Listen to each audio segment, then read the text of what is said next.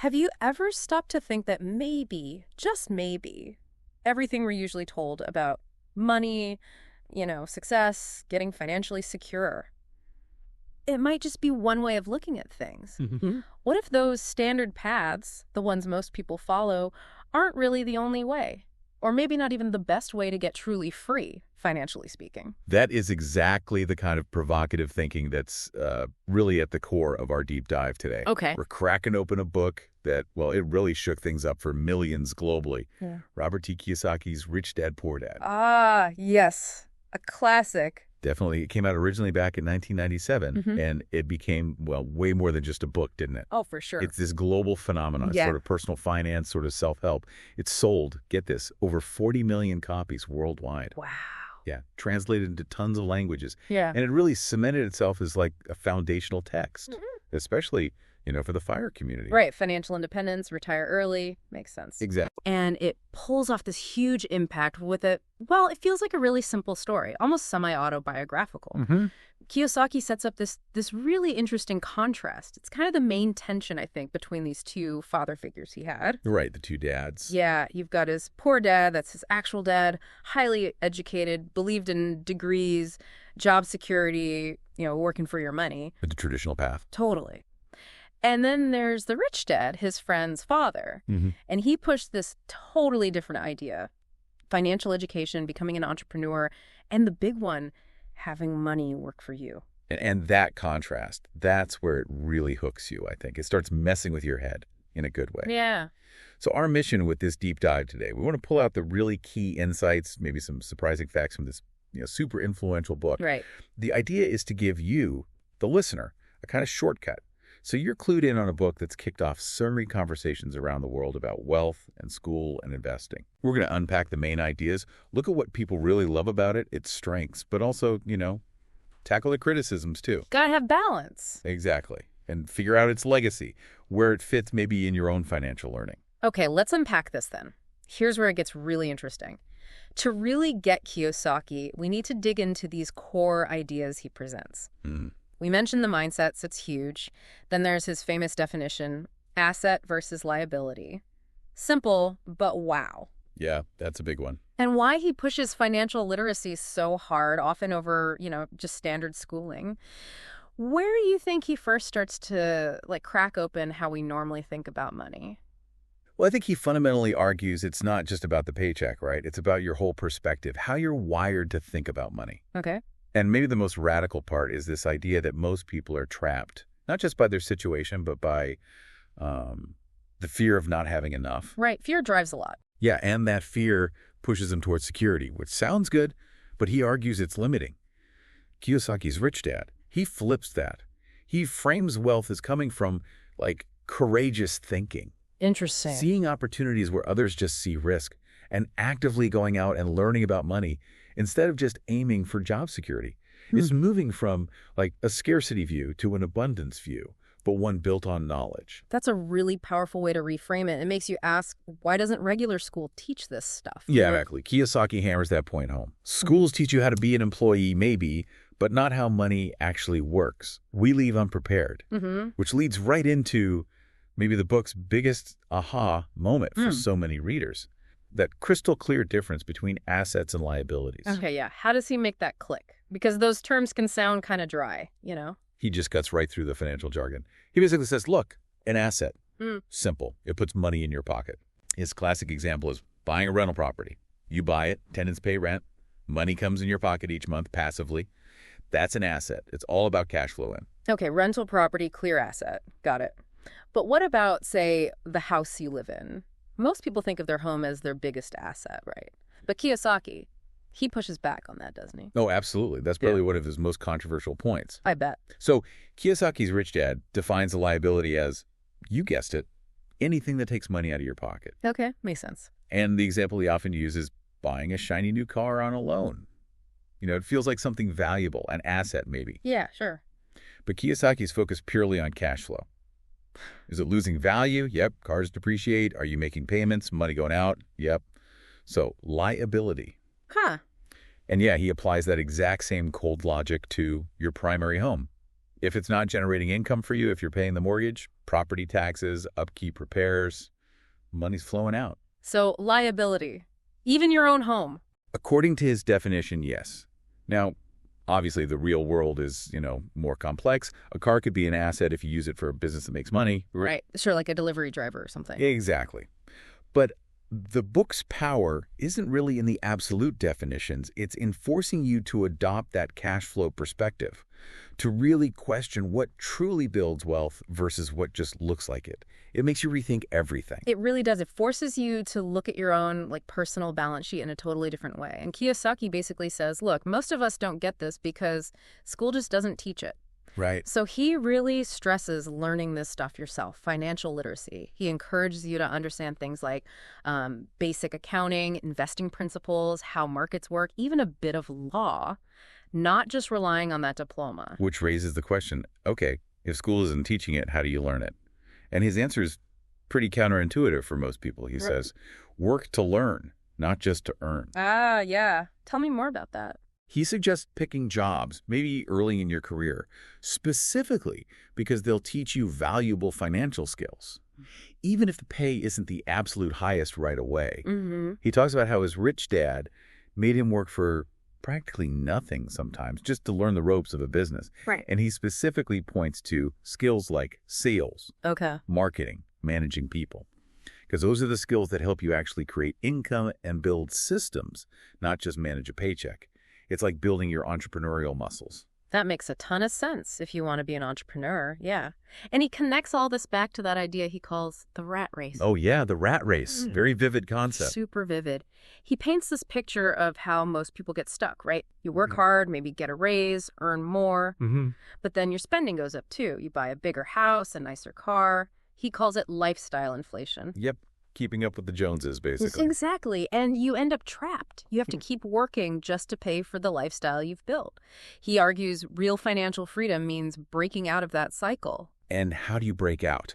By getting smarter with your money, acquiring those income-producing assets we talked about. Right. And often, the things holding people in that race, it's their emotions. Ah, okay. Fear and greed. Exactly.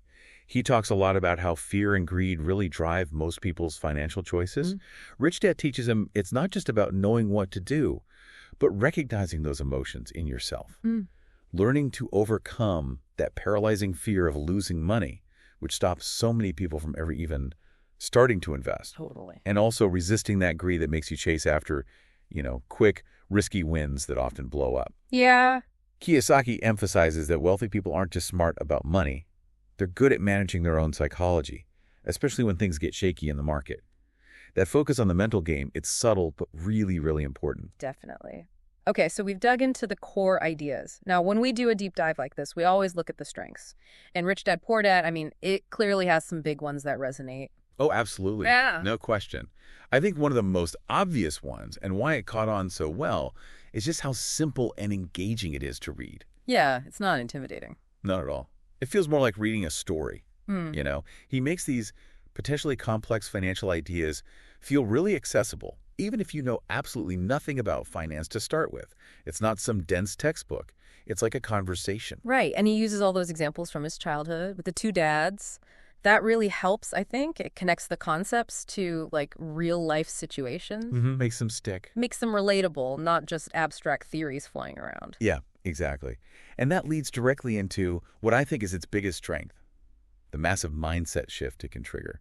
Yeah. It really pushes back hard against the standard societal scripts, well, go to college, get a safe job, max out your 401k, hope for the best narrative. Right. It forces you, or at least encourages you, to think completely differently about how wealth is actually built, to question the foundations of that traditional path. And tied to that, it's just a huge champion for lifelong financial education, isn't it? Absolutely. It basically tells you, point blank, look, this stuff matters. And you personally need to take responsibility for learning it because nobody else is going to do it for you. It's empowering in that sense. So yeah, definitely some powerful stuff. But like any book that makes such big waves, Rich Dad, Poor Dad has definitely drawn its fair share of criticism too, right? We have to look at that side. Absolutely essential for a balanced view. And yes, there are some significant criticisms. Probably the most frequent one you hear is about his vagueness. How so? Well, it's great for shifting your mindset, like we said. Yeah. But critics argue it's pretty light on the how-to. It doesn't really give you concrete financial strategies or step-by-step plans. So no specific stock tips or anything? Right. Or detailed guides on finding and funding that first rental property. It can leave you feeling inspired, maybe, but also a bit like, okay, now what exactly do I do? Yeah, I can see that. And then there's the whole issue with the characters, right? Yeah. Specifically Rich Dad. Ah, yes, the mystery of Rich Dad. That's a big one. There have always been questions about whether Rich Dad was a real single person, exactly as Kiyosaki describes him. Or maybe more of a composite character. Or a literary device, yeah. Or maybe even, largely fictionalized to make the philosophical points clearer. And for some readers, that ambiguity about the factual basis, it kind of undermines the credibility a bit. What else do critics point to? Well, related to the vagueness is the criticism of oversimplified advice. Meaning that real-world investing, particularly things like real estate or starting a business, which he champions, they're usually a lot riskier and way more complex than the book sometimes makes them sound. Yeah, less straightforward. Way less straightforward. Critics worry it might give people, especially newcomers, unrealistic expectations about how easy it is to build wealth quickly. Which kind of leads to another concern, doesn't it? That maybe some readers might jump into things too quickly. Exactly. The concern is that some people might get inspired, take the Rich Dad advice to heart, but maybe take on too much debt, get over-leveraged, or jump into risky ventures without fully grasping the downsides or the nuances. Yeah, without the full picture. Right. And then there's the whole commercialization aspect. This is a pretty significant one. You mean all the stuff that came after the book? Yeah. The book became the foundation for this huge empire, right? Seminars, coaching programs, board games, more books. Right, the whole Rich Dad brand. And that whole ecosystem has faced criticism, sometimes quite sharp criticism, that is maybe more about upselling people into expensive programs than delivering, deep, actionable value, that the primary goal shifted towards sales. Okay, so some valid points to consider there. But even with the criticisms, you can't deny the impact of some of those lines from the book. They've really stuck with people, haven't they? Almost like slogans for financial change. Oh, absolutely. They really crystallize his core message, like that very famous one, the poor and the middle class work for money. The rich have money work for them. Yeah, that one sentence just sums up so much of his philosophy. It's a direct challenge. It really is. Or how about this one, which gets right to that asset versus liability point we discussed. It's not how much money you make, it's how much money you keep. That hits home. It's about the net effect, the cash flow, not just the top-line income number. Precisely. It emphasizes accumulation and keeping what you earn working for you. And I think my personal favorite, the one that really brings it all together, linking back to that idea of learning, the single most powerful asset we all have is our mind. If it is trained well, it can create enormous wealth. Yeah, that's powerful. That really feels like the core call to action, doesn't it? It puts the power and the responsibility right back on you and your willingness to learn and think differently. It's about your intellectual capital. Couldn't agree more. So, thinking about all this, who is this book really for? Who should pick it up? Good question. Well, based on the source material and just its general impact, it seems highly recommended for, say, teenagers, young adults. Yeah. People just starting out on their financial journey. Okay, yeah. Get them young. Right. And also definitely for anyone who feels kind of stuck in that 9-to-5 rat race that Kiyosaki talks about so much. Can't you feel that pain point? Yeah. Exactly. If you're feeling trapped in that cycle. And maybe just more broadly, for anyone who's looking for that fundamental mindset shift about money and wealth. Yeah. Someone who's open to seeing their financial future through a completely different lens. Okay. So bringing it all together then, the good, the bad, the controversial, what's the final take? What's the verdict on Rich Dad, Poor Dad based on the sources, acknowledging everything we've talked about? Well, it consistently gets rated pretty highly, actually. Generally around a 4 to 5 stars. So solid. Yeah, very solid. But, and this is a really important but for you, the listener, it comes with a major caveat. It is absolutely not a technical how-to finance manual. Think of it more as a philosophical primer. It's designed to change how you think about money. Right. Mindset first. Exactly. Its main value is in its motivation, its ability to inspire, and its simplicity in getting those core ideas across. But if you're looking for the nitty-gritty, the detailed investment strategies, the technical stuff, you absolutely need to look elsewhere. to supplement it with other more practical resources. Gotcha. So it's a starting point for the mindset, not the whole roadmap. Perfectly put. It's a fantastic catalyst for thinking differently, but it's definitely not the end of your financial education journey. So, wrapping this up, what does this all mean for you listening right now? Well, our deep dive into Rich Dad, Poor Dad really shows that getting smart about money isn't just about crunching numbers or picking stocks. It's fundamentally about your mindset. It's about really understanding that difference between things that make you money assets and things that cost you money liabilities. And maybe finding the courage to question those well-worn paths to wealth. Yeah, it's about seeking out knowledge that, frankly, you probably didn't get in school. It's about taking control. Right. And hopefully this deep dive has acted as, a useful starting point for you, a way to quickly grab those key insights, maybe have a few of those aha moments yourself, the kind that can really start to shift how you think about work, money, and your future. Yeah. The goal is really to empower you to think differently, not just about your job, but about how you see opportunities, how you manage what you have. Exactly. So that leaves us with a final thought, something for you to chew on. If Kiyosaki is right, and he says, the single most powerful asset we all have is our mind. If it is trained well, it can create enormous wealth. Then what does hearing all this today prompt you to maybe reconsider about how your mind is currently trained when it comes to money?